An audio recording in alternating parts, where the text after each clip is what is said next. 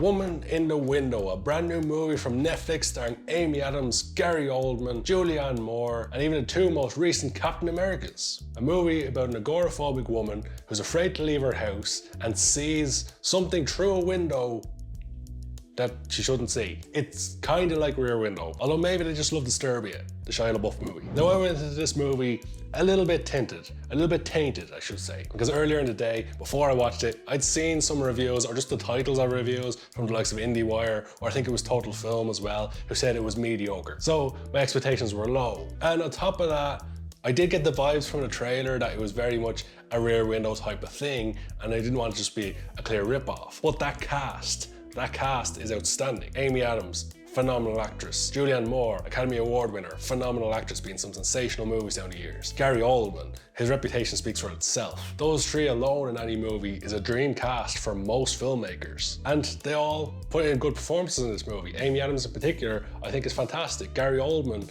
sells his role very, very well. This movie was certainly interesting. I'm not going to lie, the first 20 minutes, 30 minutes, I found myself losing interest a few times, picking up my phone, but I did eventually get snapped back to attention and go, okay, something's happening here, and I was trying to figure out what was going along. As I do with all movies, when you sit there, you try to get ahead of the movie, figure out what's coming next. And generally, because I've watched movies for so long, I've become pretty good at predicting what's going to happen. Everybody thinks they are good at predicting that. But I know a bit about story structure, and I know the key points they have to hit. But this movie, I think, did a good job of giving various options, not leading you down a straight path. There's various twists and turns throughout it. They give you other potential avenues to go down, by which I mean some movies go, hey, you think this guy's the bad guy, but it's actually that other guy we saw earlier, Scooby-Doo type of thing. It's actually the first guy we saw who's the bad guy. Or like in the movie Without Remorse recently,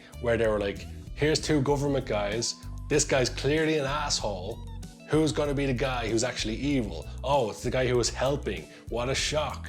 This movie presents multiple possible people who are the bad guy, and they definitely lean towards Gary Oldman, and he does a very good job of selling that. There will be spoilers in this review, so if you haven't seen the movie, go check out the movie and then come back to the video and tell me your opinions on the movie. Now, as I say, I went in with very low expectations, so possibly my opinion was skewed, and my opinion would have been lower of the movie if I hadn't seen the titles of some reviews. But I actually enjoyed the movie quite a bit because it kept me guessing. Now, there is some questionable things in it. There's parts of the movie where I thought they were doing a little bit of a misdirect, and it didn't turn out to be that way. But overall, I had a lot of fun watching it, trying to figure out what was going to happen next. So in the trailer for the movie even, they have the scene where Amy Adams is speaking to a woman, her new neighbor. Later on, she sees that woman getting stabbed across the road. She thinks by the husband, Gary Oldman's character. So the police come to investigate, and they tell her, you've never met his wife. And another woman comes in and claims to be that wife. That part is in the trailer, so I don't think it's a massive spoiler there. So Amy Adams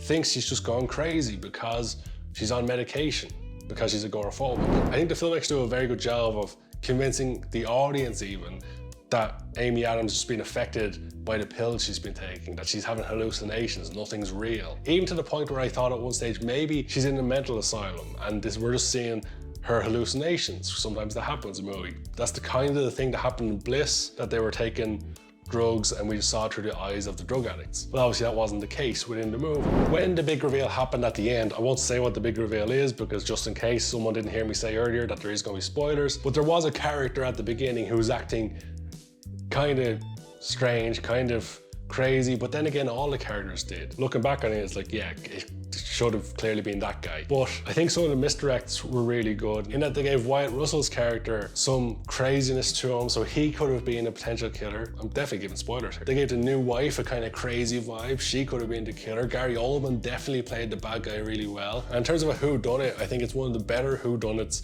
I've seen in a long time, because a lot of them just make it way too obvious. Now, I'm sure there's going to be plenty of people out there saying, oh, I saw it from the first 5 minutes. Before I even saw the kid, I knew who the killer was. Definite spoiler there. But I think the story was relatively well written. There is some questionable parts, as I say. Part at the end where Amy Adams is fighting the kid on the rooftop. Why is the roof flooding? Like, it's got a swimming pool level of water on it. It's kind of crazy. To the point where he's able to drown her in the swimming pool water. And maybe there's just no drainage on the rooftop, but that seems kind of bad planning. Maybe it happens on those type of rooftops. I've never been on one of those myself, but maybe it happens, just bad building planning, but then where would the water ever go?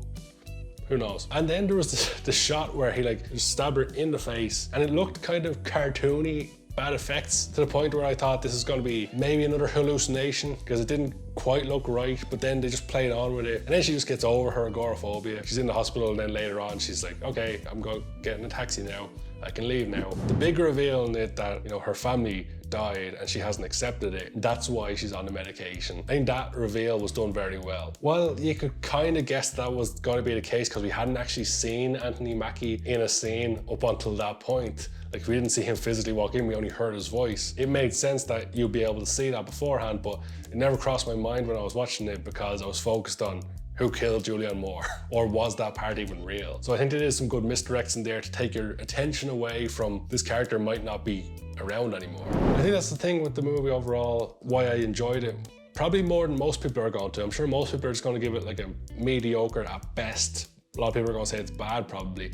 You know, I'm questioning my own judgment on it now. I think the reason I enjoyed it is that I had a lot of fun trying to figure out what was going to happen next. And anytime I did try to figure out what was happening next, they just took the film in a completely different route. And on top of that, I felt Amy Adams in particular was fantastic in this movie, to the point that if this movie was later in the year, she might be talked about potential award winner or nominee at minimum. Because although that's the case a lot of the time with Amy Adams, a fantastic actress overall, but this performance I thought she was very, very good. Gary Oldman similarly, very good in his role, but then again, when is he not? And Wyatt Russell, I liked him more in this one than I did in Falcon and the Winter Soldier, although they did actually kill him off in this one, so I really appreciated that one. I wanted that to happen in Falcon and the Winter Soldier as well, but didn't quite get there.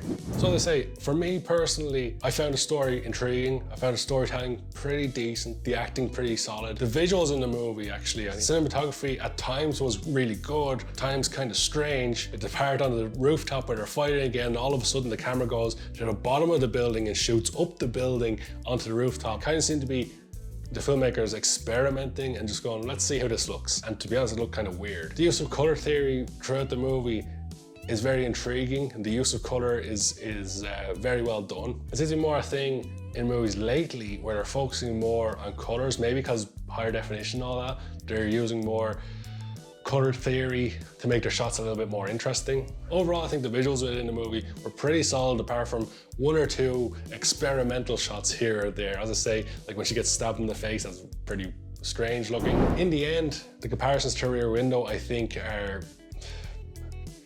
I can see the element of Rear Window where she's looking through her window because she's stuck in her house and sees something happening across the road. But then again, that's a fairly basic idea overall. You can't just brandish every movie that does that type of thing as a Rear Window, but you can definitely see elements to the Hitchcockian style of movie there. I'd say it's more of an homage, if anything, than trying to be a direct type of thing.